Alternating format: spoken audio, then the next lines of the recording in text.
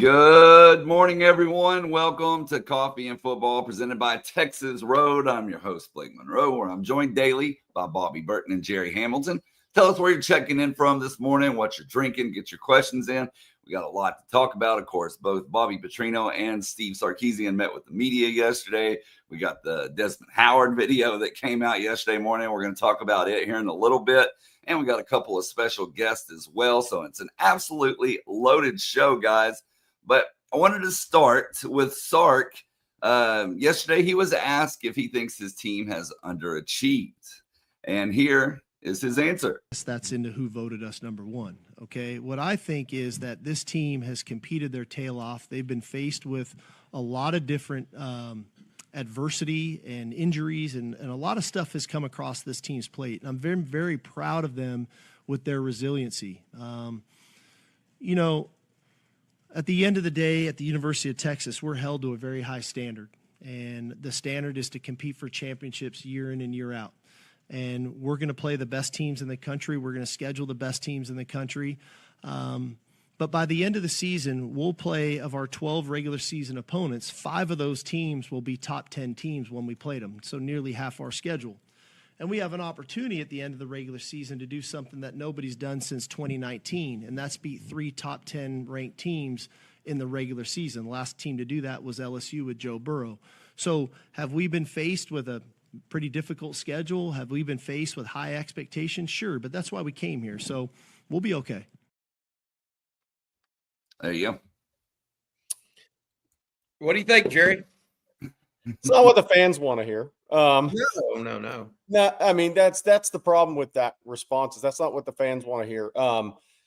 Look, I would say this to you're 7-3 and you need a Hail Mary miracle to make the college football playoff, and you're not going to make the SEC championship game. So based on the goal, all the talk going into the season, well, no matter if Texas was ranked 1 or 4 or 5, have they played below the expectations? Have they played below probably their talent level? I would say the answer is yes. They're 7-3 with 2 games to go. And I would think, Sark and all his preseason media sessions, the standard is the standard, and the expectations are to be in the college football playoff and build your program for the long season. And Texas is, unless there's a Hail Mary, they're not going to have as long of a season as expected. So, yes, the answer to that is yes. I agree with what Jerry said, all of that. I would add this. I feel like Texas fans went through the 7 stages of grief or whatever, and yesterday was a very specific stage. Yeah. Oh, wow, the realization set in, and now we're mad about it. That's what yesterday felt like. You were mad at the situation. So anything Steve Sarkisian said at the microphone yesterday is not going to be good enough for you, because it maybe shouldn't be good enough for you. Nothing he could have said would have made you or take away the pain of losing 35-10 to Georgia. Absolutely nothing. And so while I get that fans are mad and they're upset, I mean, what he said is here or there. I mean, is he not being somewhat truthful about the standard is the standard, or is there some doublespeak there? Yeah, maybe, but it didn't deserve the vitriol that came out of it. What really surfaced, in my opinion, is people are still pissed off about losing 35-10. Yeah. I mean, that's the true story here. You can talk about whether or not he, went back on his word or all this other stuff, the nuance or semantics. But the reality of it is every Texas fan, including myself, pissed off about losing 35-10. And Monday was the first day they could really let it all out. Are there things that need to be fixed within the program? That's all come to yes, there are. And then on top of it, you have this Desmond Howard stuff that comes out, and people kind of jump on that bandwagon and spin a yarn and, spin it up to being something that it may or may not be. I feel like yesterday was like a stage of grief.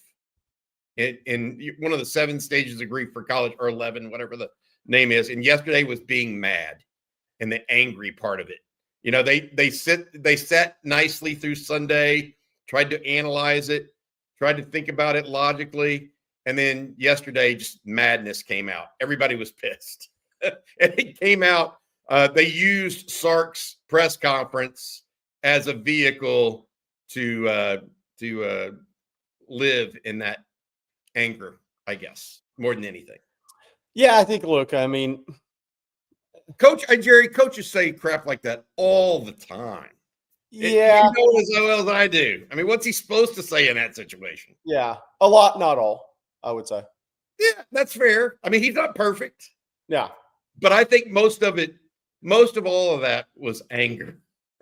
The reaction was just, you lied to us. You told us we were going to, and what's he supposed to say? I think when I think when coaches get to the point where all the players are theirs on a roster and they say, these are all my guys and championship is the standard. And I mean, then it's hard to walk that back after you lose 3 games with a fan base. Oh, and I agree. That's why I think a fan base would much prefer to just hear, whether you like it or not, whether you think it's brash or not, the Nick Saban would have said that a hell of a lot differently. I don't Now, know. maybe he only had 1 season. They would have had that. I was going to say, you don't know that. I mean, what did he say when he was at Michigan State? Yeah, and that happened. You don't know about what happened at Alabama. Well, those weren't the expectations at Michigan State. Well, I mean, but it never happened. Is my point. Yeah. You don't know what he would have said. I just think that I'm not trying to make people feel like, oh, they overreacted yesterday, because look, anger is real. You didn't overreact. You're pissed. That's great. But over time, you try to learn from it, I think. And we'll see what happens here. I mean, the biggest piece for me is we've still got 2 games to go this season. How Steve Sarkisian answered his question on a Monday press conference is not as important as the outcome of this coming Saturday's game to me. I mean, it's just not. I want to say that. Now, think about Arkansas as we talk about them a little bit, Jerry. They're 0-6 in conference. Yep. Okay.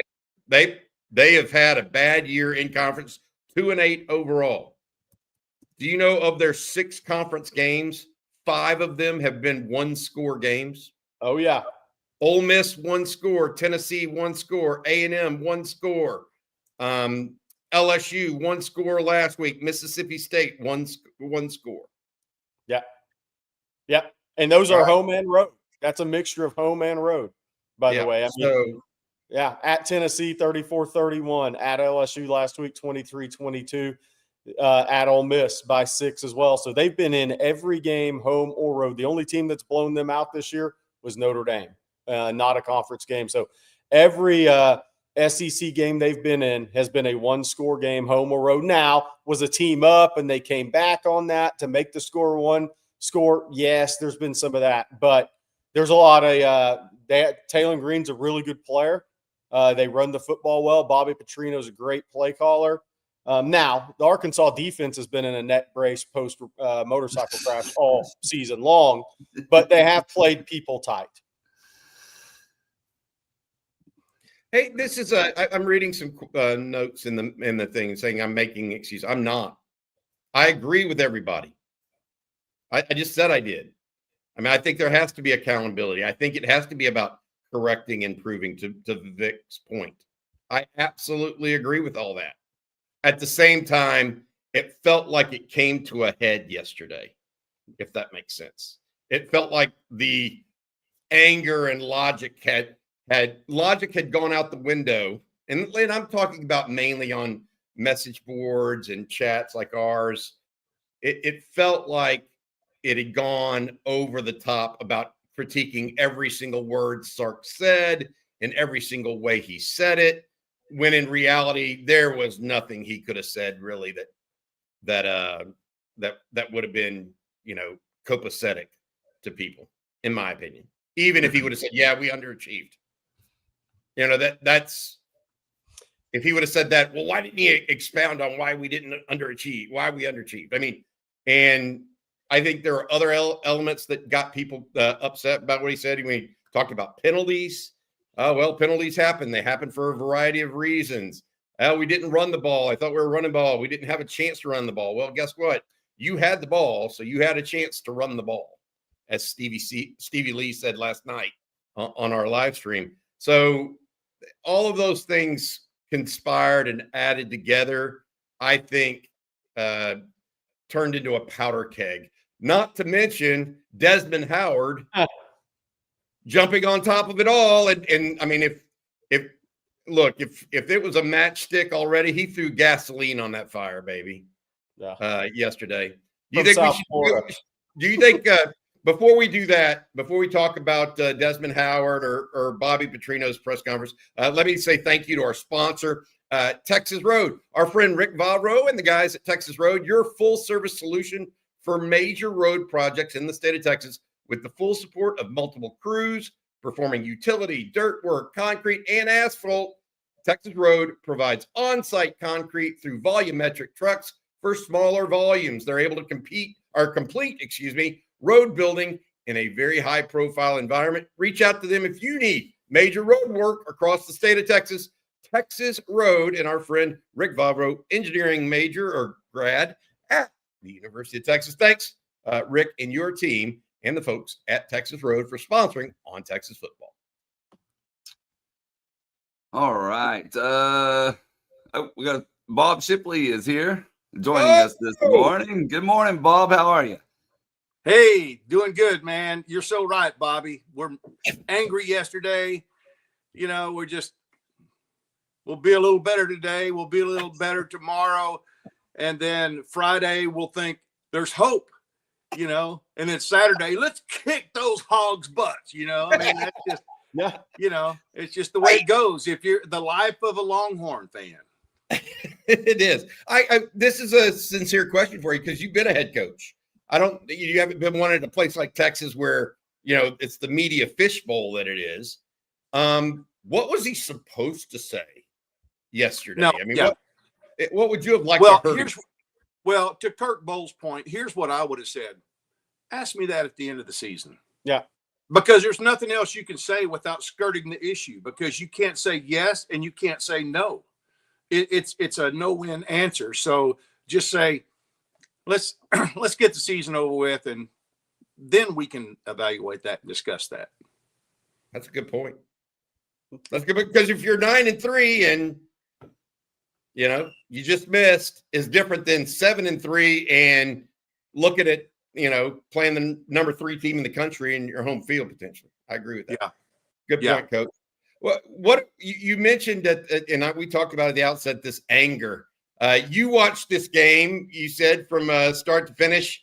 What were you most upset about in this contest against Georgia? Just to put it out there. Well, two things. The most obvious thing that everybody's talking about, you know, you don't beat a dead horse, but undisciplinedness.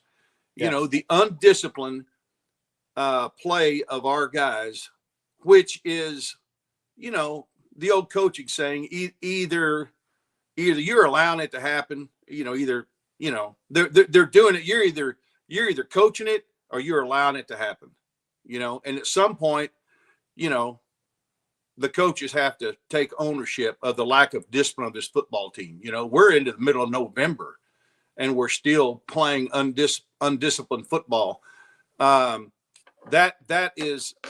That's the most important thing to me. Secondly, we got out coached. We got out schemed. We were out prepared, you know, and for Sark to say, we were expecting an onside. We worked on it all week, you know, whatever. Well, good grief. I mean, I guess he has to say that. He's not going to say we didn't work on it. Yes, everybody works on onside. I just don't think Texas was, and you would think after the SEC championship game last year, after, you know, him pulling some tricks out of the hat against us, we were not expecting and not ready for. He does it again. And, you know, the scheming offensively by Georgia was brilliant. And I just like to say, you know, a couple of years ago, Sark was talking about how he wants to run some man coverage, and they're recruiting these lanky, you know, quick guys, you know, that can supposedly play man coverage. We all know what Dwayne Akina likes to play. I don't think Dwayne Akina, apparently, either he doesn't have a say in what they're running secondary coverage wise, or he doesn't have faith in his corners because obviously, everybody's been talking about it since Saturday night. When you play your corners off, you give Bobo an opportunity to get 7 free yards, and who knows, you might break a tackle. That's either I don't have faith to put my guys closer to him, or it's Dwayne doesn't have any say in what they're doing. I don't know. It's almost like we talked about on the live stream last night. It's almost like there's too many cooks in the kitchen, because back when we just had, 2 defensive back coaches, we were awesome. And then I think last year we added a safety coach, and then we thought, okay, well, maybe we've got something. And it just doesn't seem like there's great communication, and it's just not like a fine-tuned machine that it should be. And it seems like the back end and the front end are not in sync, And so anyway, when you're playing off that much and you're giving them 7-8 yards anytime they want, unless you miss a tackle, and then you're so soft in the middle, almost to don't let anybody get behind you stuff. Well, then you get a 10, 200 meter guy with the ball running wide open in the middle of the field. Yeah. He's in front of you, but he ain't going to be in front of you very long because he's got a wide open field to run and maneuver. So I'm assuming they don't have confidence in those guys, or they would tighten up the secondary coverage some. But it's just, it's not like high school. You play with what you got. These are guys we chose. These are guys, the depth that we have and the ability that these guys, for example, DBs have, it's what we went out and got. And so we've got to obviously attack the portal. But yeah, it's frustrating to see us being out coached, to see us make mistakes, and to see us finally get a great punt return in, and we just maul a guy. Roberson just mauls a guy. That's undisciplined, and that takes we had a chance to have some great momentum there. He's just gone. What was it, 4th and 4, and Colin jumps off sides? It's maddening. Yeah, and Coach, that's what I wanted to hit on. I think for the fans, I know, look, Bobby and I were talking about before he came on. I don't know. I'm not sure there's anything Sark could say in a Monday PC after a loss that a fan base would take well right now, especially after Georgia. I agree.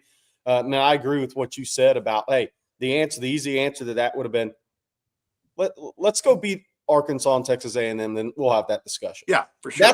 That's the answer that probably the fan base would have been, all right, I like that answer. Let's go win these next 2. And then if you want to ask me that after game 12, ask me that.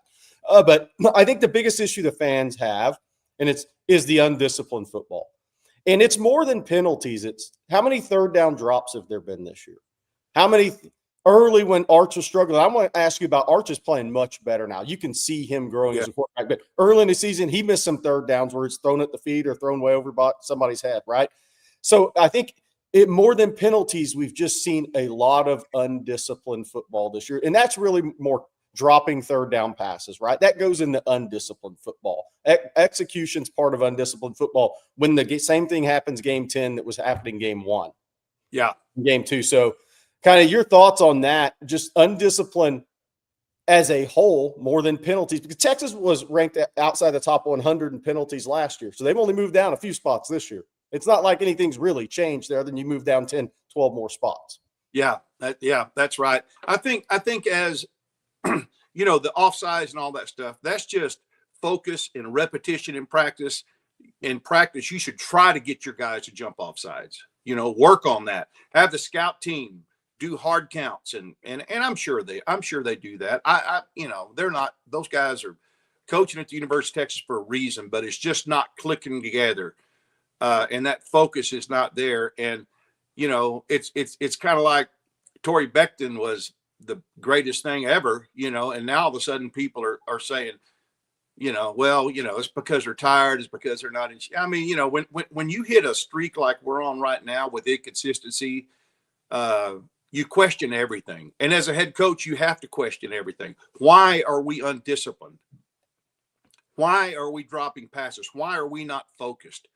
And, I'll say this. I love Arch Manning and I love Michael Taft. I love those guys. They're the kind of guys you want your daughter to marry. They're just great All-American Colt McCoy type guys. Okay. But when those are the guys that are in the middle of the team trying to fire them up, come on, man, give me some dogs.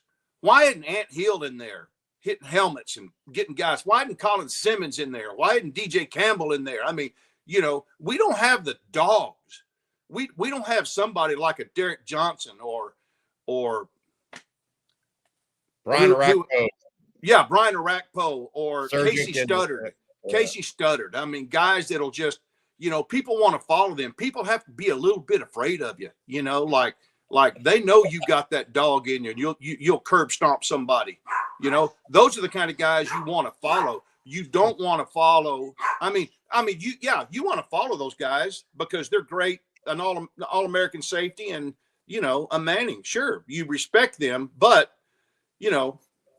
when you just jump off sides when it's, 4th and 4, probably don't have a lot of confidence to go in and tell people follow me, or, you've dropped 3 passes. We don't have the dogs on this team. And I think that you try to get guys that fit in the culture that will be coachable or whatever and do, be good guys and do, be team players and not selfish and all that. But man, you got to have some dogs on that team. Georgia's got a team full of dogs. They got a head coach that's a dog. Yeah, that's part of it. And he used a great opportunity. And all's fair in love and war.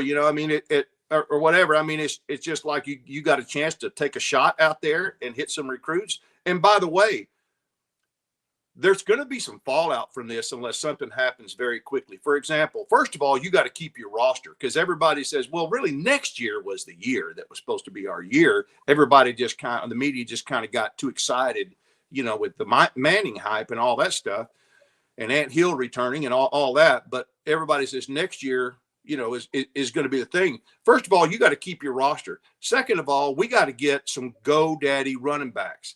All right. What is Georgia? What is Tennessee? What is Alabama? What is Oklahoma going to tell the same? Because they're all going to be recruiting the same guys. You want to go to Texas and it's the biggest game of the year and the running backs got handed the ball 10 times? That's exactly 10 times in one game. Yeah. You want to go play in that offense? That's exactly what's going to be said, Coach. And so there's going to be fallout from this unless something really makes a huge difference in our play calling, our blocking, our running, the discipline, everything. There's going to be some fallout unless we stop this train on the downhill path that it's on. Coach, good stuff, man. Good stuff. You look tan, rested, and ready from your vacation. I got to ask you this, Arkansas coming up as we look towards that game.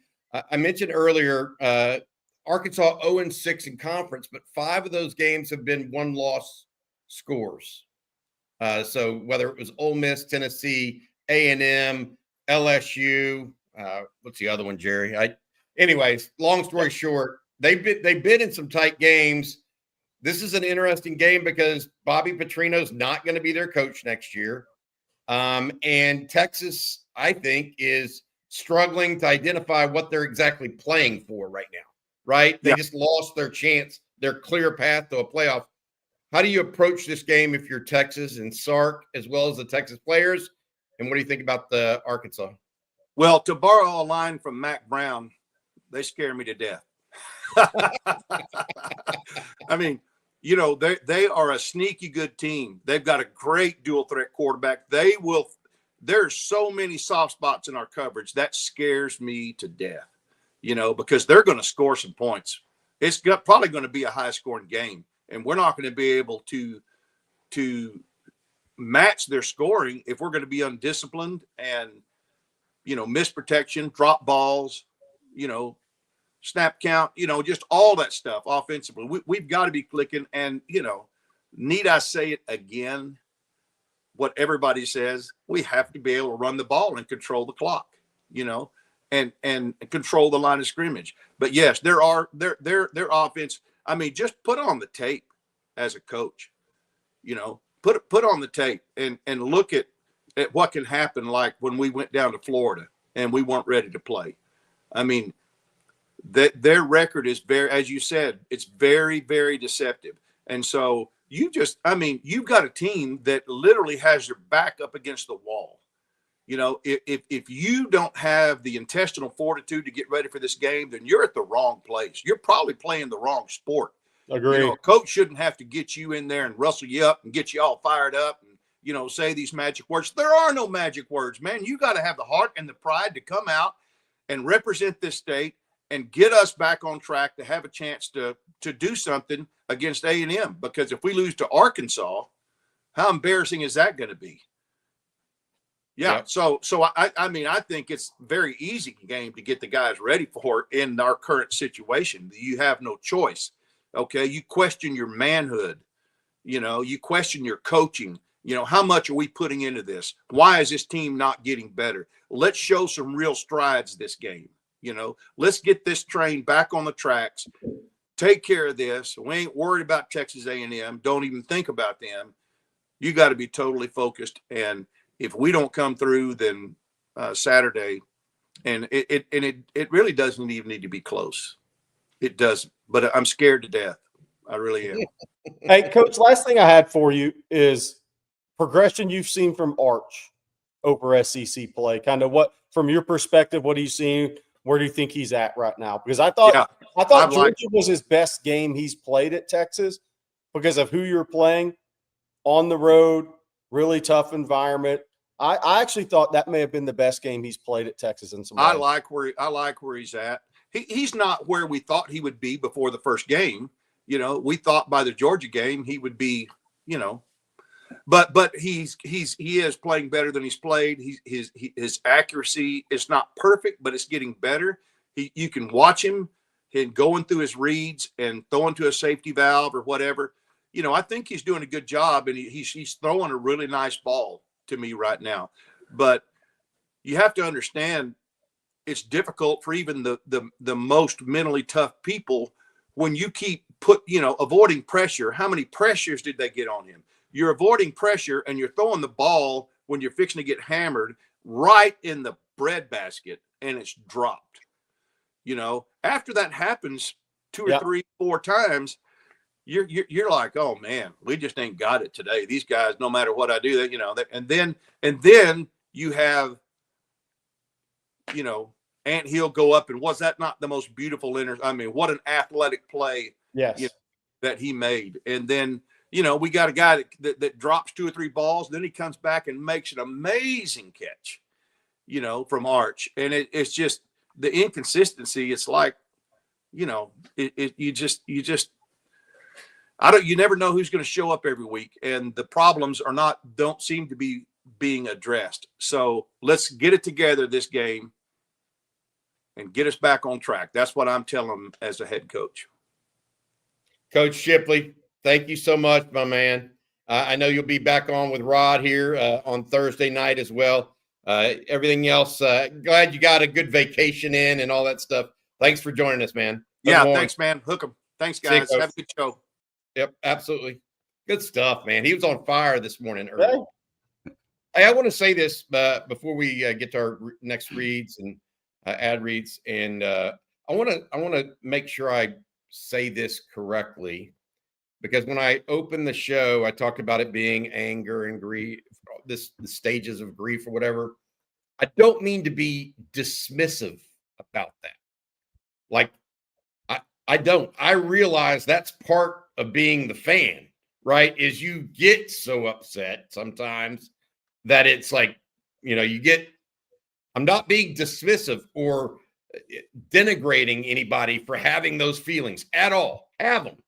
That's one of the things that's good about Texas football, in my opinion, that you care enough. There are teams out there that don't have fans like that, or at least not enough of them. That's one of the good things actually about Texas, because typically if there's enough people that care, it can force change or introspection long term, right? And so I want to be clear. I'm not being dismissive or upset that people are upset. That's actually, in my opinion, it's a sign of caring, and caring can actually create change sometimes. So I just want to make sure I'm not taking up for anybody here. I'm trying to explain what I witnessed, go on yesterday. Sorry for that. No, you're good. We got another special guest joining us in a moment. But first, Jerry, I need you to tell everyone about Harry's. I got the Harry's razor right here, baby. Here you go. Whoa, dropped it. Good read. Off to a good start. How did your old razor dull? Did your old razor dull too fast and irritate your neck? That is absolutely the worst thing. Did they cost way too much? $30 for 8 refills? Total scamola. Harry's Plus has an advanced pivoting system to reach every corner of your face, refined blade tech for a closer, smoother shave, and a weighted metal handle. Great handle. If you're a golfer and that club feels the club, the shaft, everything feels, the grip feels right in your hand. That's what Harry's razor is, man. When you find that perfect golf club that just feels right, Harry's razor is that in the razor world. Harry's Plus is Harry's heaviest razor handle ever, made from metal, never plastic, designed to fit comfortably in your hand. Heavier metal means more control and luxurious feel. Harry's doesn't just make razors. They've got a full line of grooming essentials as well, from shave gel to deodorant to body wash, all thoughtfully made and priced to stock up. All of Harry's blades are grooming products that can be delivered right to your door. Set your preferred schedule and never run out of blades again. For a limited time, our listeners can get the Harry's Plus trial set for only $10 at harrys.com/ontexas. That set includes the all-new Harry's Razor Plus, 1 refined 5-blade cartridge, 2 ounces of foaming shave gel, and a travel cover to protect your blades on the go. Just head to harrys.com/ontexas to claim this offer. After you purchase, they'll ask where we heard about him. OTF, the home of the dogs, is that's what you tell them. By the way, we added a dog yesterday, Austin Gooseby, in basketball. We'll talk about that later in recruiting.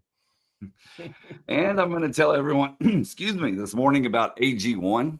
I have a strict morning routine. Used to, I'd wake up, I'd take a bunch of vitamins and supplements, which took forever, and then get the kids off to school, get ready for coffee and football. Took a lot of time. That all changed when I heard about AG1. It's a daily foundational nutrition in one drink. Pretty much every nutrient you can think of is in this thing, with 5 probiotic strains and 75 plus vitamins and minerals. AG1 Next Gen replaces the need for a multivitamin, probiotics, and more. It's not just me. My oldest son, Colt, drinks it as well every single morning before workouts. He's now a believer in AG1, and he's seen the results personally. We both can tell you that we have more energy. We have better digestive support. A great wellness routine all starts with your gut, and AG1 is the way to go. It's not just another supplement. It's a daily micro habit that supports whole body health in one scoop. So head to drinkag1.com/ontexas. They're going to hook you up with a free welcome kit, which includes a bottle of vitamin D and free AG1 travel packs when you first subscribe. That's drinkag1.com/ontexas. All right, Bob, I'm going to bring in the next guest and let you introduce him while I'm doing so. Yeah, absolutely. Happy to do it. Bring him on in, Blake, if you don't mind. Kyle Martin, director, I believe, of the Stark Institute at the University of Texas. Kyle, thanks for joining us, man.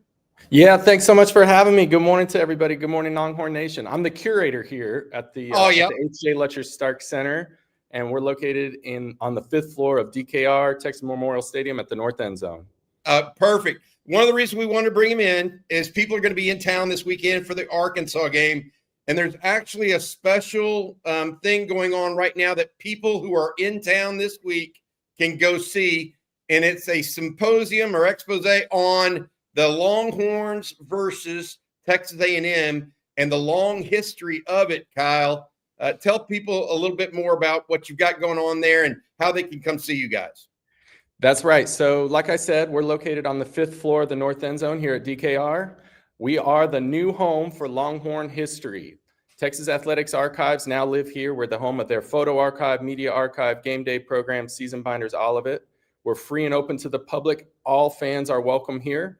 And I'm standing here right in the middle of my newest exhibit that I've just done, which is called Longhorns versus Aggies. It's all about the great tradition of Texas versus Texas A&M, which has gone in our favor most years. We'll see how this year goes. And I want to especially invite everybody to come check me out on Friday at noon. I'm going to host a special tour. Everybody's welcome. It's free and open to the public at noon. I'm going to bring people in. I'm going to show them around.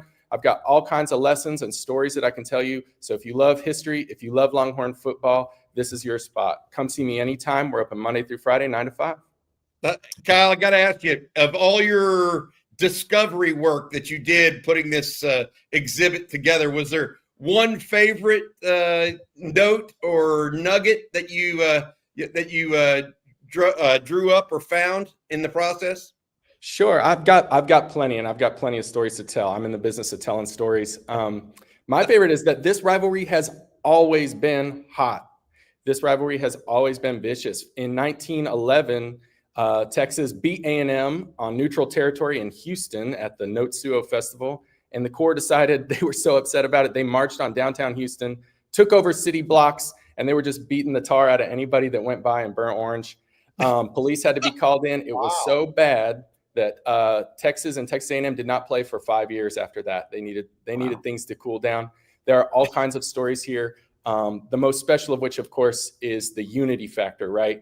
At this time, when we see so much division and so much contention, especially between maroon and orange, we got to remember that we're all Texans at the end of the day. And there's a special section dedicated to the 1999 bonfire tragedy. And that really helps us remember that we're all Texans, that there's unity here, that this is family. Hey, Kyle, I wanted to ask you this.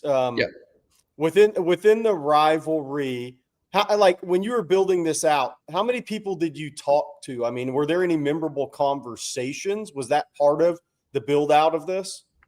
The research of this occurred over the course of the summer. The Cactus Yearbook was a great source for us. The Daily Texan newspaper was a great source for us. I haven't done too much speaking with individuals. It's always great to talk to players. It's always great to talk to folks who experience this firsthand. Marcus Myers, who's a regular here and on Texas football, has been a great friend to me lately. We see each other a lot. Shout out to Marcus, wherever you are. And but we do also have a number of personal collections already here. So the talking can often be done through photos and papers. For example, Mac Brown's paper collection is here. In one of our other exhibits, we've got some of his play sheets and practice schedules leading up to the A&M game from that 2005 national championship season. So there's all sorts of secret insight that we can get, all sorts of history that we can find just here in our archives. But I want to also shout out Billy Dale, who runs the Longhorn Legacy Network and does really great charitable work through that organization. He played for Coach Royal and was a member of a national championship winning team as well. His photo is featured here in the exhibit. He's always a great source for Longhorn history and finding those really good insider stories that aren't necessarily published in the newspapers. Kyle, thank you so much for your time. Tell folks one last time where they can see this exhibit this week. Absolutely. So I'm located here on the 5th floor of the North End Zone at DKR Texas Memorial Stadium. We're open Monday through Friday, 9 to 5. This space is always free and always open to all fans. And I want to especially invite everybody to come out on Friday at noon. I'm going to do a special curator-led tour of our space, and in particular, this exhibit. You can learn all about the history, the hijinks, the traditions, and the culture of Texas versus Texas A&M.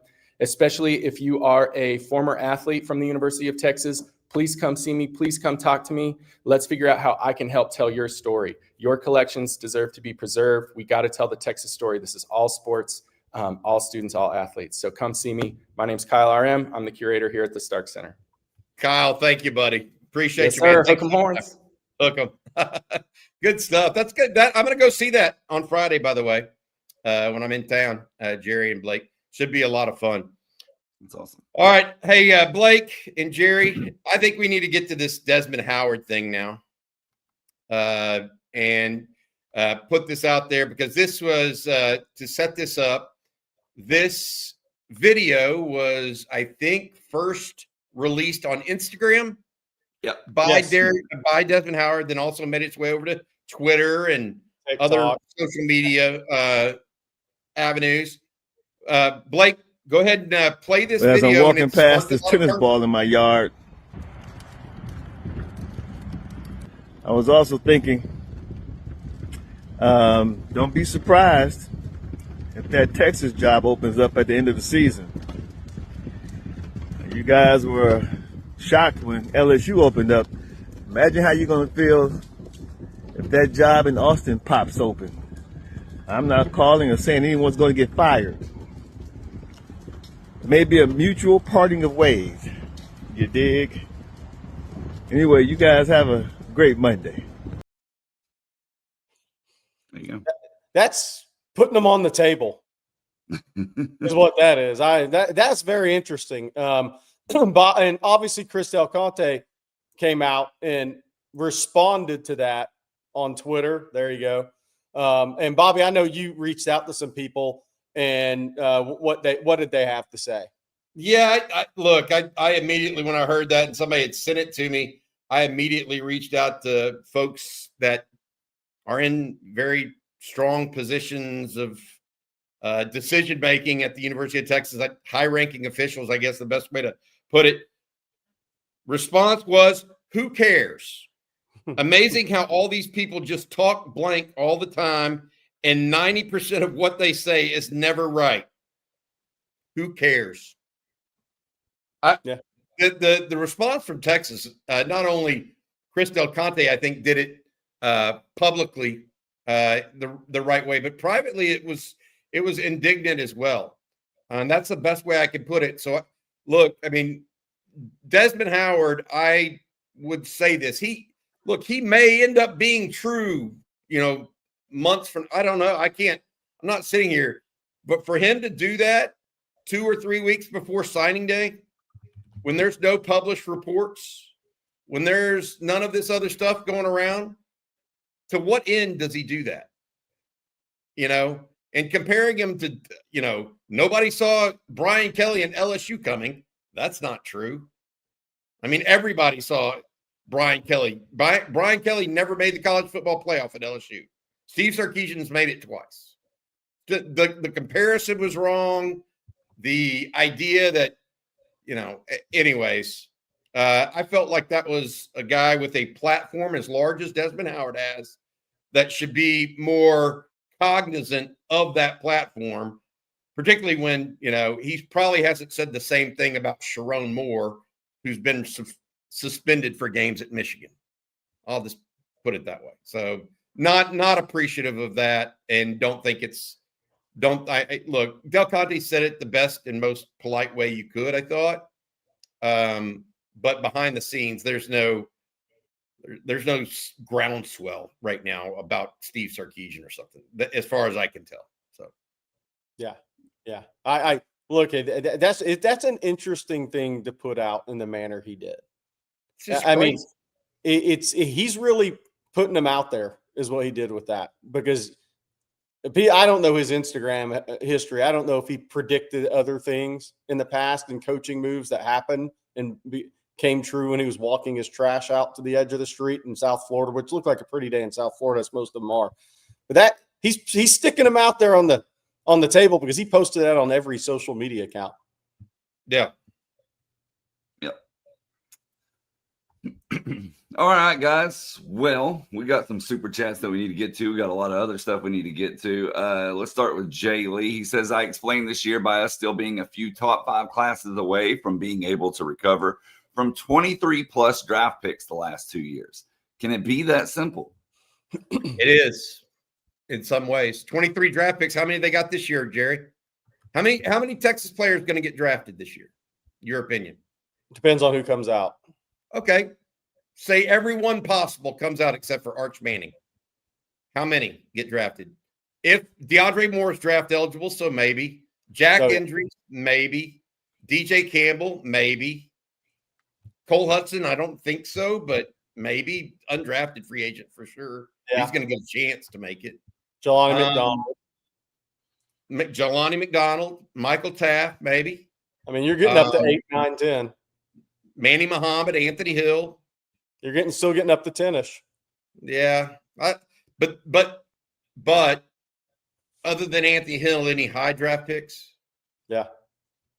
No, I mean, No. probably I not mean, depending on how you test. I mean, more mid rounds. Yeah. I do think that something that I actually kind of chuckled a little bit. Ethan Burke will get drafted the way Oh, he's yeah, playing. that's a good one. That's a really good one. Yeah. I was getting back to this whenever Coach Shipley was talking about Texas and, flubbing chances that they've had this year. It reminds me a little bit, and I know this is going to sound silly, about A&M last year. A&M flubbed some chances last year. They were on the precipice many times, and then, they go and then they get slaughtered in the fourth quarter by South Carolina last year on the road, right? There's some comparisons there to be made about how A&M in 2024 versus A&M in 25 and what Texas is in 25 right now. Yeah. Texas has been close, but no cigar in 25, in my opinion. And then our next super chat this morning, let's see here, comes from MP Houston. He says, Mac Brown's 5th season as head coach, played one top 10 team at a neutral site, that was OU, and lost by double digits, lost to unranked Tech, and then got us our first natty in 35 years. Sark has things to work on, as did Mac, but Sark is clearly elite. Well, you know what? You're wrong. I think we should go back to Charlie Strong and Tom Herman. The MP Houston, you said it as well as you can. Yeah. I mean, look at the scope of his work. Yeah, I do. Is he perfect? Yeah. No one is, though. Yeah. To Jerry's point, short of Nick Saban. Yeah. And Urban Meyer for a few years at a few places, twice, right? Yeah. I think the whole elite conversation always depends on what a singular person defines as elite, because I talk about this in basketball all the time with coaches on different threads. But I'll say this for Sark. I mean, look, you start to get put in tiers. And I think look, you got to win this weekend, obviously, else things are going to get nuts. But he needs to beat Texas A&M in Austin. He needs to beat an 11-0 A&M team in Austin. Because there were high expectations for this Texas team this year, and you've taken a step back. A&M's taken massive step forward. Schedule or not, they've still won games. That South Carolina game, they'd have lost for the last 27 years, and they found a way to win. They got a little more mojo, a little more belief, physical run game team, downhill run game. But Sark needs to win that game, because what you don't want carrying with you into an off season is adding that other loss onto your record against top 5 opponents, which is people are starting to pin those around, right? That's what happens to coaches. It's just you get put in tiers. And he needs to beat Texas A&M in Austin. I mean, bottom line, because that is a huge game for him, because then you carry into the off season and other people will use it against you. Hey, man, you lost to Georgia 3 times. Oh, Mike Elko's building. You lost to them when they were ranked top 5 at home. Those things start to mount on you. So he needs to beat Texas A&M to change that narrative. There's no doubt he needs to win that game. And then we got a I couple. want to say this. I mean, Okay. I agree with you, Jerry. The larger point that MP Houston was making is absolutely true. Be careful what you wish for out there, guys. Yeah. Let's go get Charlie Strong. Let's go get Tom Herman. How'd that work out? It's not as everybody that wants to change this or change that. They don't realize sometimes what they got. I'm just going to say that. And then we got a couple of super chats regarding other coaches along with Sark. Like this one, for example, says, Note for fans, took Kirby 5 attempts to beat Saban as a top team in the SEC. 2 of those were borderline blowouts as well. And then Torred says, Franklin was fired. Sark should be concerned. Franklin made the playoffs too, but he could not win big games. Why are we giving Sark a pass for beating Jalen Milroe? That was his best win. Huckle. Yeah, I mean, look, go back to the first one. Yeah, Blake. about Kirby. Yeah, I mean, look, this is all – there's a lot of truth in this stuff. I mean, look, it's Jim Harbaugh struggled against Ohio State for a long time, right? On the brink of getting fired. Then he built that scouting department out, and baby, things changed. And then you get fined $20 million for winning a national title. Raise your hand in the chat if you would accept all of that.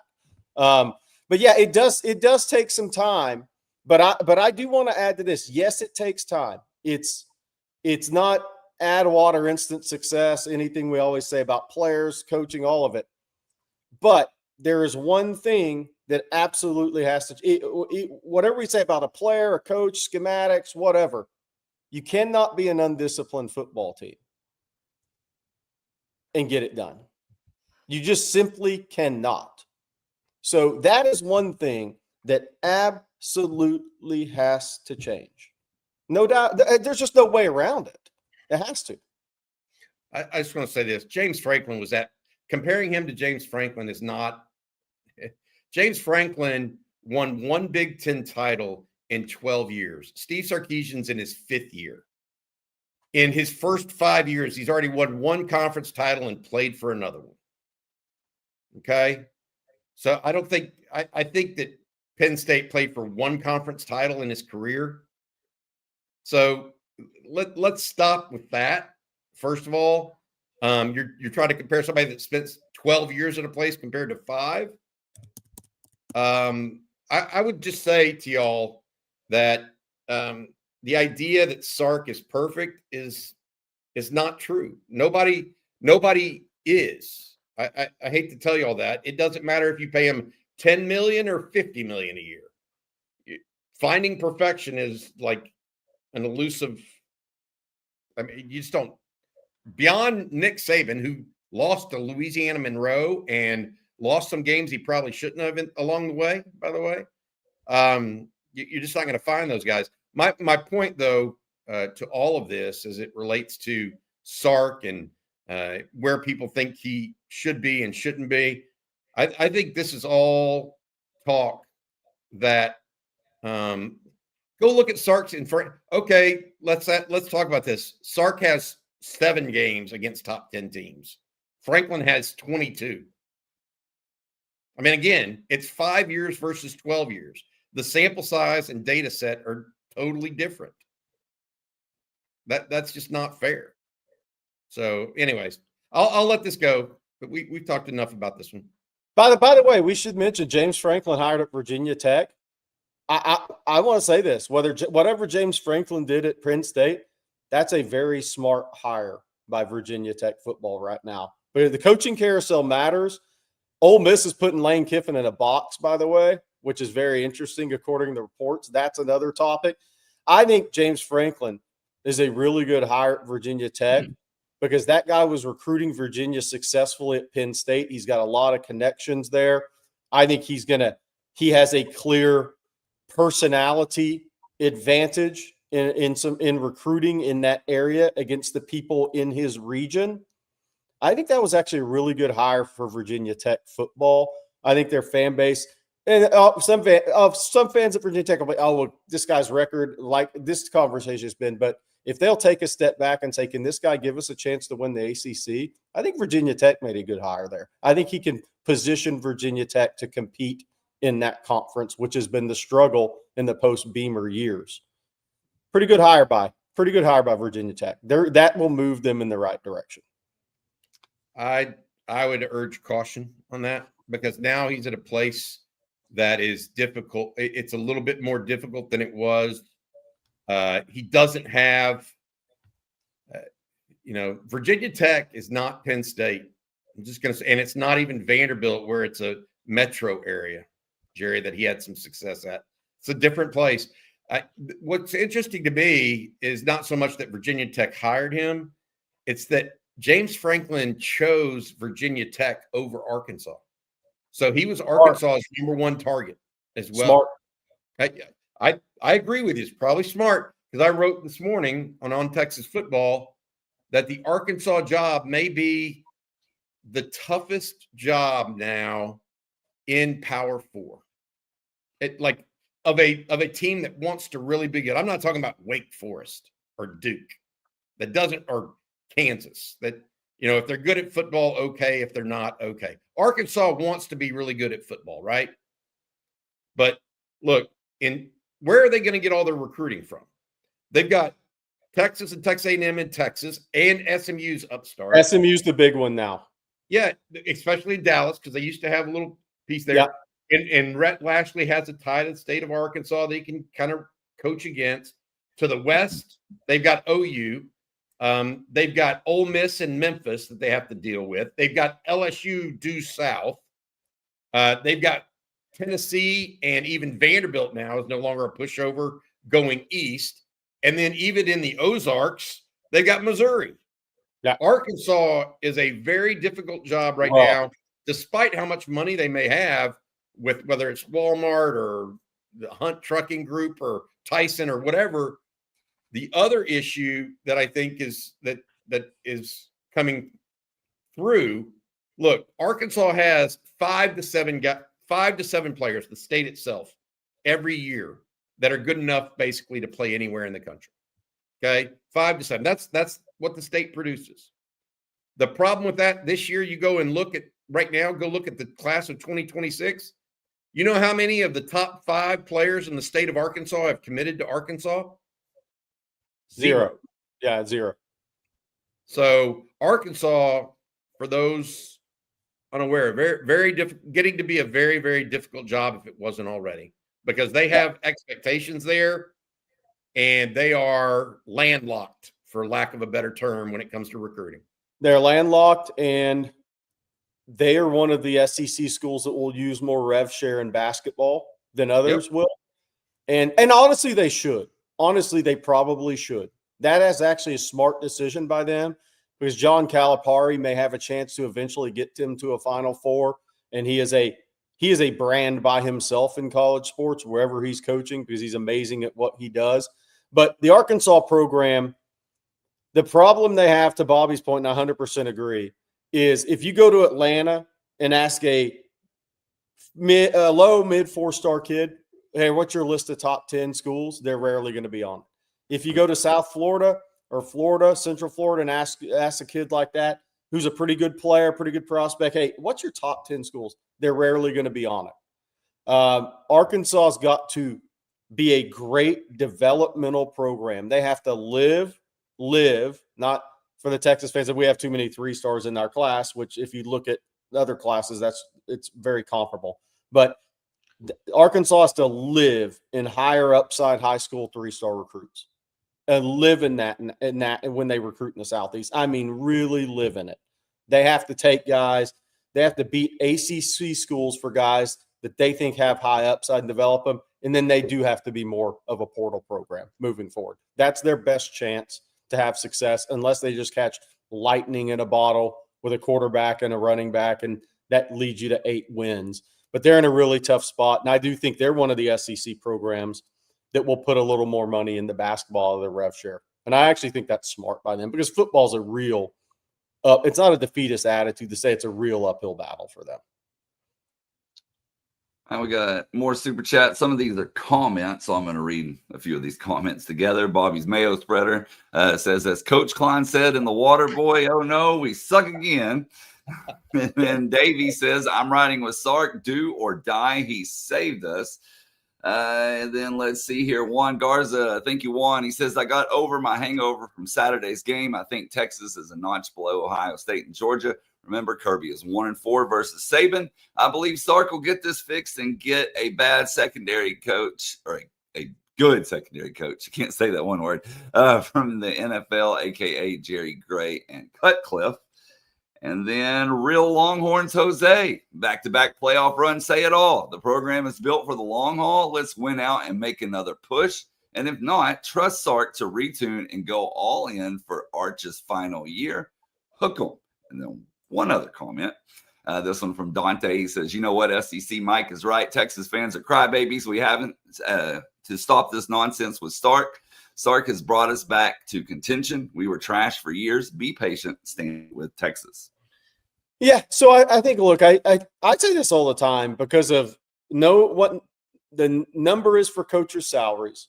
You know kind of where NIL is with some kids, and the portal creates instant gratification. That's a little different than years past in college athletics. And I think it's all over college athletics. Like whoever Penn State hires, the fan base expects that guy to get Penn State over the top because James Franklin couldn't, and it's not that easy. I will say this for the Texas fans or crybabies. I mean, look, that's clickbait, and I like him. But he's a funny dude. I like him. But I will say this. If any fan base doesn't want to see undisciplined football, that's the bottom line. So that is to me where I sit on the side of the fans, because it's not a 1-game issue. It's not a 10-game issue. Texas was in the bottom 100s in penalties last year. They're second to last this year. When things are an ongoing issue of undisciplined football, fan bases aren't going to like that result, period. So from the fan base perspective, people can call the fan base whatever they want, but I'm not going to sit here and say, the Texas fans are crybabies, because they want to see if you play good football and somebody beats you, you tip your cap and move on, because that's happened to you in your life. When I was a high school athlete, somebody just kicked our butt, but we played well. You tip your cap and move on. If we had 16 unforced turnovers and we were kicking the ball off our feet, and that's why we lost the game in some instances, I wasn't okay with that. And fans aren't going to be okay with that, especially now that people are getting paid what they are. Yeah, I think you're right about that, Jerry. But I think that there's also there's the idea that Texas is going to be an imperfect team. Your comment that it's carrying over year to year is noted and accurate. Well, and we'll see where it goes and how it gets improved or not improved, and then have the discussion again. Yeah, I get what you're saying. It's got to improve. Well, speaking of seeing, Bobby, why don't you tell us about one of our sponsors this morning, and that's Warby Parker. Hey, I love these glasses. If you're like me, when it comes to eyewear, you need a high-quality, easy solution that's also affordable. That's why I use Warby Parker. Easy, affordable, and the selection just can't be beat. Glasses start at $95 and include prescription lenses with anti-reflective, scratch-resistant coatings. Add a pair and save 15% when you purchase 2 or more prescription pairs of glasses or sunglasses. Free shipping and free 30-day returns are included as well. Warby Parker has over 300 plus locations to help you find your next pair of glasses. You can also head over to warbyparker.com/ontexas right now to try on any pair virtually. It's a really cool feature. That's what I did. I had my prescription already from my regular optometrist, used that, put in the data. They spit it out. warbyparker.com/ontexas. warbyparker.com/ontexas. I use it. I think that other people should use it too. I got my glasses within 2 weeks, which was really cool, and never had to go in. They also do have those 300 plus locations. So if you need to go in and get that done, you can. Again, warbyparker.com. And I'm going to tell everyone about one of our other sponsors. That's Prize Picks. We make decisions daily, but on Prize Picks, being right can get you paid. And it's simple to play. You just pick more or less on 2 to 6 player stat projections. If you get your picks right, you can cash in, win up to 2,000 times your money. Now, it's the best way to get in on the sports action in more than 40 states, including California, Florida, Georgia, and right here in Texas. And they're running some discounted projections for Texas this week, Longhorns fans. Those include Arch Manning just needing 9.5 rushing yards and Trey Wisner needing just 49.5 rushing yards. Of course, it's not just Texas. They have projections for nearly every college football team, every college basketball team, the NFL, NBA, tennis, esports, and more. Make your own picks in less than 60 seconds. Turn your sports opinions into real money. Download the Prize Pick app today. Use code ONTEXAS to get $50 in lineups after you play your first $5 lineup. That's code ONTEXAS to get $50 in lineups after you play your first $5 lineup. And that's Prize Picks. It's good to be right. Well, let's jump right back into some more super chats this morning. Drew Lockhart here says, big fan of Coach Becton. However, his strength and conditioning, physicality, mentality, an element you guys might be questioning after the season, along with maybe some other assistants and coordinators. I mean, maybe where was this physicality talk last year? Other than in the run game, which I think is more scheme than it is personnel, or at least from an offensive line perspective. I mean, they didn't have the running back to run down. Sark, there's no better judge of this than Sark. Not somebody like you and me sitting back from, 30,000 feet away from the program, sitting here saying, oh, the strength and conditioning program needs to change. Where was the talk about Texas was just as physical as Georgia in the SEC championship, if not more so last year. If not more so.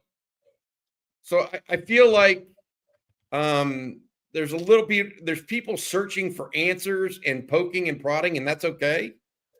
But ultimately, and Jerry likes to say this, and I agree with him, it's the head coach. The head coach has to make those decisions. He has to know where those issues are and reevaluate his program. And, that's his job, because he can fire an offensive line coach or a DB coach or a wide receiver or tight end. I mean, whatever he wants to do. But ultimately, whoever he replaces them with, if the same issues persist, ultimately it comes back on the head coach. So I don't know what those issues are, and I'm not going to sit here and say, oh, he's got to do this, that. He's got to figure that out. That's his job. That's why he gets paid, 8 figures? 11. Yeah. 8 figures a year, to coach football.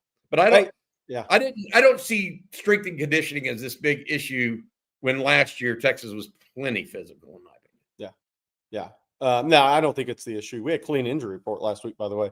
Hey, I want to bring up some good news, but we should have brought up earlier in this show. We should have been number 2 starting the show. Austin Gooseby committed to Texas yesterday in basketball. And I know it's not quite basketball season yet, but look, Austin Gooseby he's a 5-star basketball prospect who literally could have gone to Duke. When he went on his OV to Duke, they tried to pretty much pressure him to make a decision to not end up going to Texas and to commit to Duke. He did not do that. Texas is, and I said this on this show or on any of our YouTube shows or on OnTexasFootball.com, Texas was always the favorite for Austin Gooseby. BYU came with the thunder, baby, in that recruitment, and he still chose Texas. And when I say that, thunder, do you mean NIL? Oh yeah, like he did. It's a tip of the cap to Austin Gooseby, because the hardest thing to do in college athletics right now is to go where you want to go when another program's offering you 2.5 times where the program you sign with is offering you. That's a pretty, when I say he's got a little dog in him, you have to have a little dog in you to make that decision. And that means wearing that uniform at Texas is going to mean a hell of a lot to him, because that's one of the things we talk about in college athletics right now. Do we have enough guys that it matters the uniform they're wearing? Well, in this class, and I'm not sitting there saying Sean Miller in year 1 at Texas is going to a Sweet 16.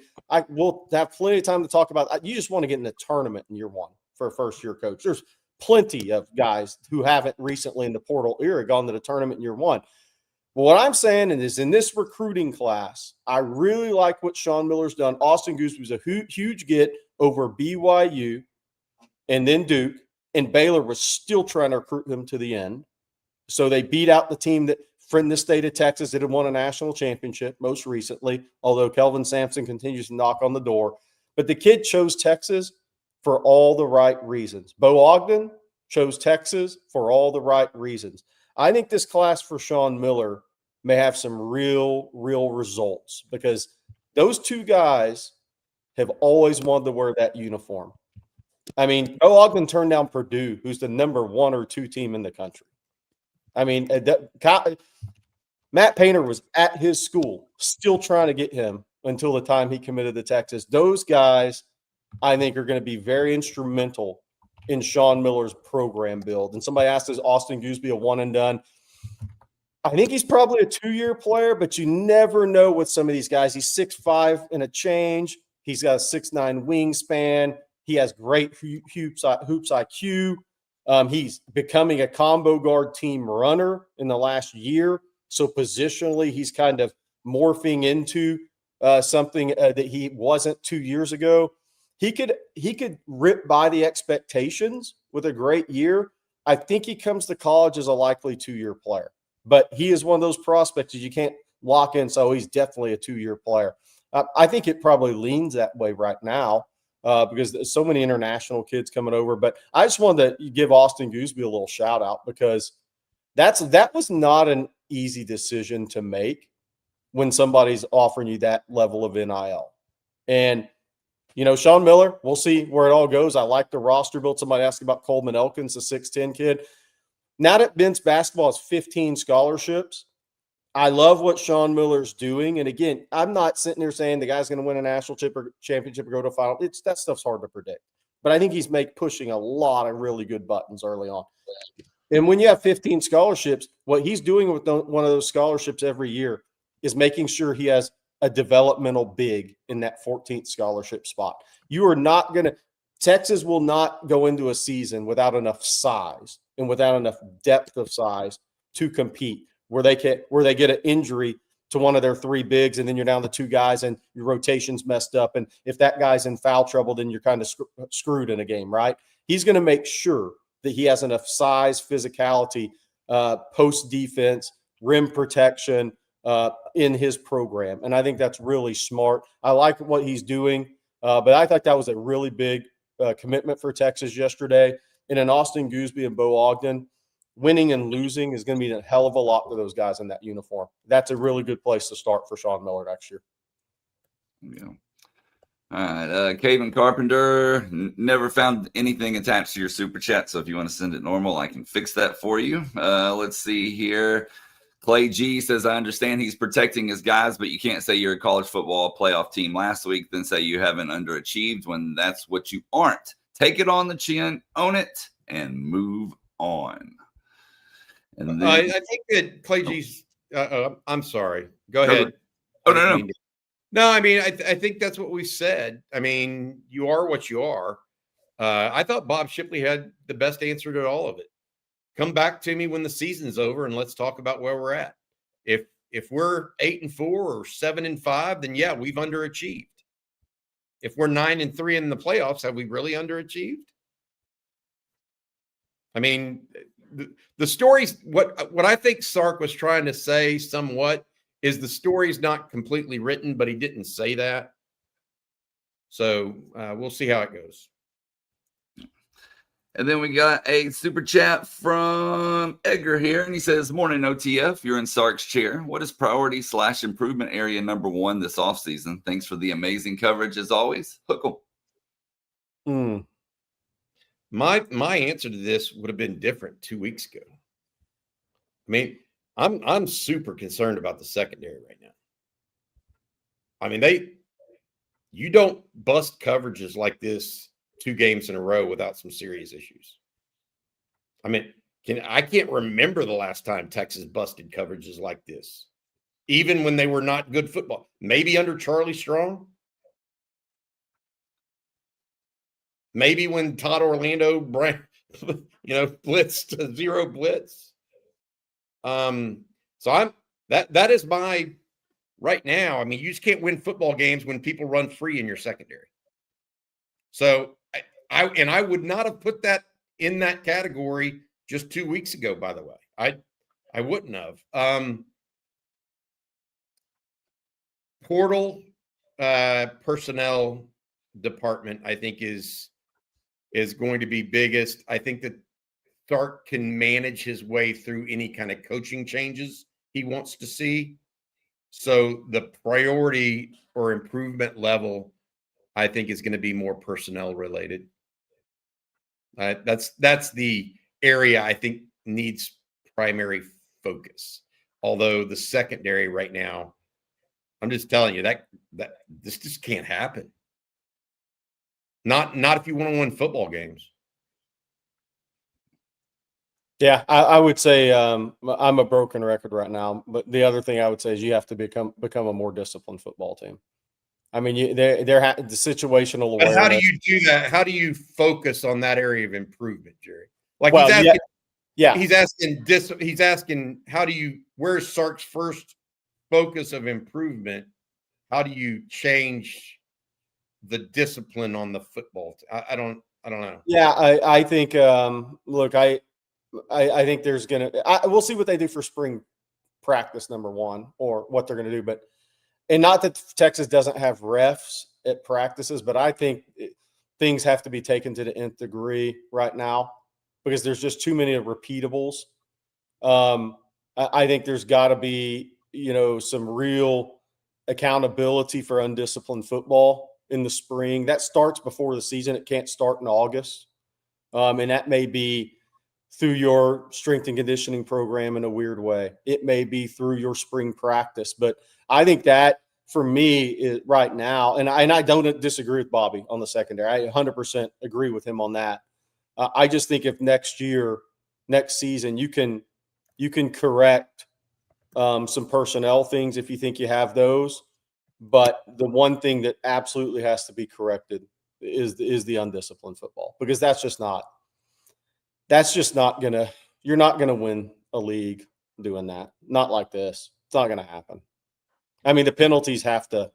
I mean, there has to be improvement in those areas. It can't happen. I mean, it's been repeatable this year, and the penalties, whether we think Texas is getting called for penalties or not, that they should, or how many holds are not being called.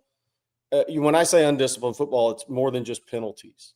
There's a lot of things that have to be corrected from that, whether it's unforced errors, penalties, whatnot, that have to be corrected if you're truly going to be a champ. The things you talk about wanting to be, you're not going to be unless those are corrected.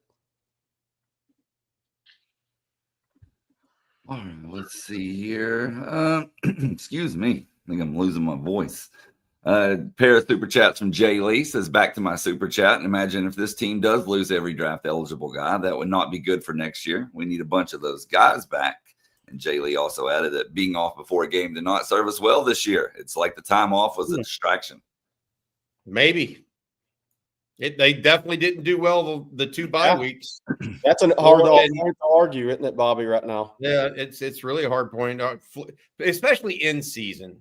I mean, everybody has the preseason one. I mean, that's just the way of the world.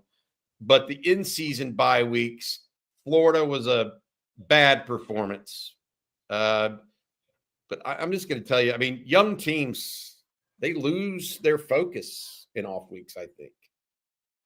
They just do. But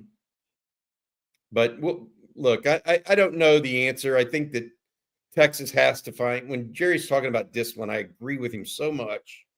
I just don't know how you extract that without something culture change of some sort. And I'm not so sure how you do that. I don't know.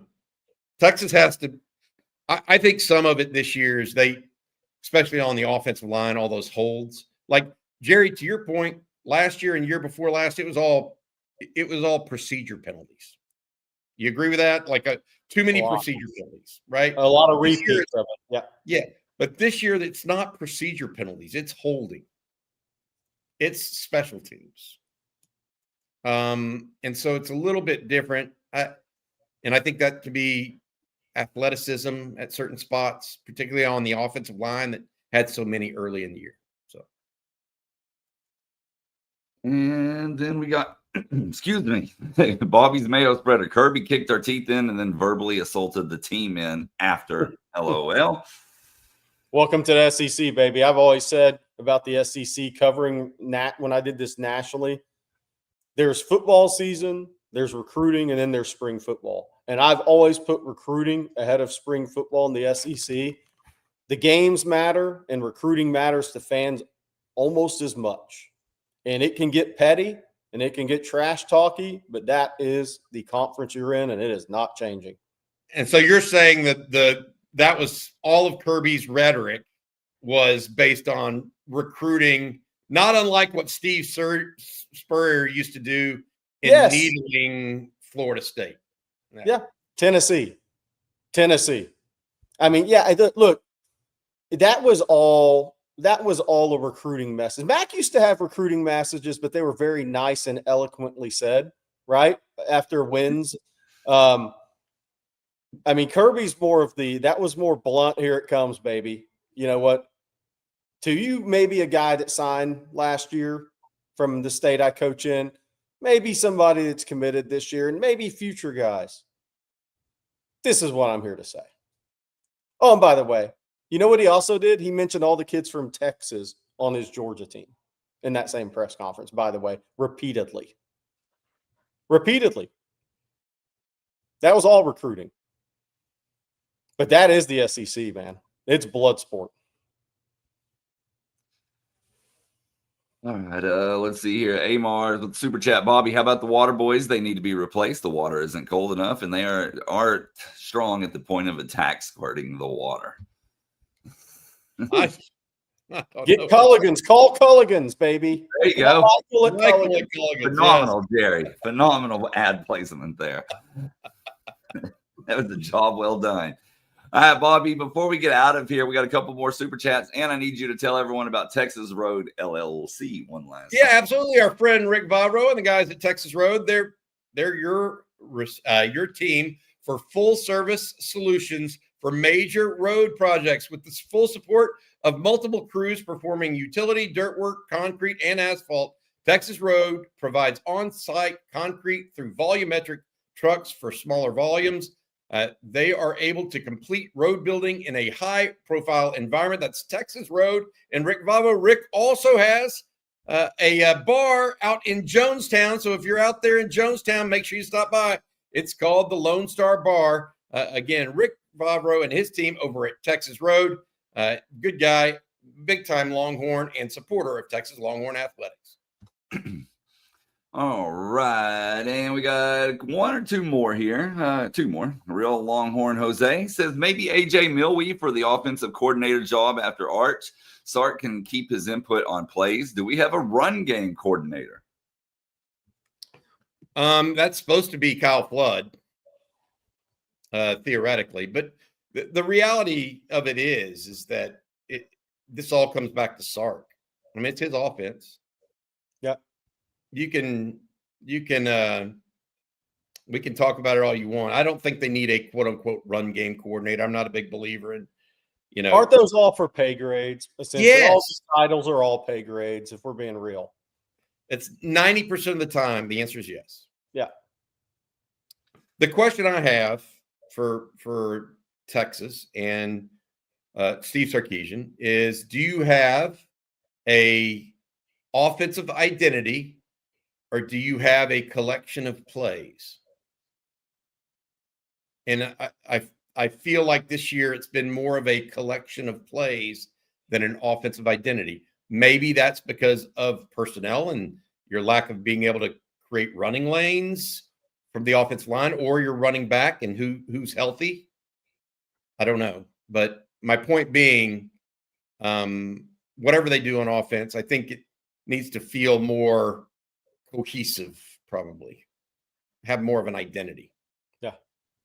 And in your identity, in the history of the league, is that the identity that's going to get you over the top? Or do you have to change your identity a little bit? That's going to be an interesting conversation in the offseason for me. And I lied. We have two more, actually. Leonard, my apologies. I saw that you put this in as a super chat earlier, and it's not on my starred screen, so that's my fault. Leonard says Derek Cooper on Flip Watch after watching Texas running backs get 10 carries. I mean, look, if somebody's recruiting them, they're going to say that. But, what's Miami going to say right now? If I'm Texas, I just say come to Miami and get blamed by Carson Beck if we don't win a game. I would just say we wouldn't have had 10 carries if you would have been here. Yeah, 100%. There you go. Yeah. Good rebuttal. Yeah. Yeah. I mean, look, Rick Barnes told TJ Ford, we're scoring 85 with you. We're scoring 55 right now. And our last one for the day, fellas, Blake May here. Thank you, Blake. Is the secondary problems due to Gideon leaving? If you could add 2 assistant coaches, who would it be? Well, that's a question. Yeah, it wasn't just Blake Gideon leaving. Terry Joseph also left, the cornerbacks coach. So it's a complete rebuild almost in the secondary. And I'm not sure that – I don't know if it's Gideon leaving or Terry Joseph or what. Or what I think, it's Jade Barron. I think it's Jade Barron and Andrew Makuba leaving. I mean, they're both starting in the NFL. Andrew Makuba is starting for Super Bowl champs. I mean, he's good. He's a good football player. Jade Barron's a good football player. Who did they replace them with? Well, Jalen Gilbo is not going to start for an NFL team next year. I can tell you that. So it just and that's not a knock on Jalen Gilbo by any means. It's just there are levels. The bigger piece, again, to me, is the busted coverage. That has very little to do with athleticism or ability, if any. So that's the bigger issue right now in the secondary, and I can't explain it. All right, guys, that's going to do it for today's episode of Coffee and Football presented by Texas Road. We want to thank them along with Prize Picks, Harry's, AG1, and Warby Parker all for sponsoring today's show. Of course, thank you for the great questions, all the super chats as well, and for tuning in. Bobby, what can people tune into later today? Jerry's going to be talking a little recruiting action, recruiting breakdown today. We also have the live stream tonight. We may have another news or notes section come out this afternoon as well here at On Texas Football. Make sure you check us out over at ontexasfootball.com if you would, and get a subscription, $39.95 if you use the code OTFOG. That's OTFOG. You'll get the latest news on not only recruiting portal, team news, etc. at ontexasfootball.com. Also, we have a store to give you if you like these hats that Jerry's wearing right now, the On Texas Football patch hat, make sure you check it out. We also have added coffee to the store from our friends over at Medici Roasters.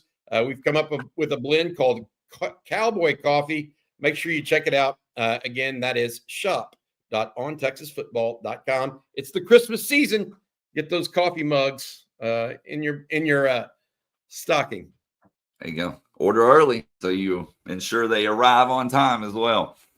Well, we will be back same time, same place tomorrow. Hope you all have an outstanding day today. So for Bobby Burton and Jerry Hamilton, I'm Blake Monroe, and we'll see you then. Welcome.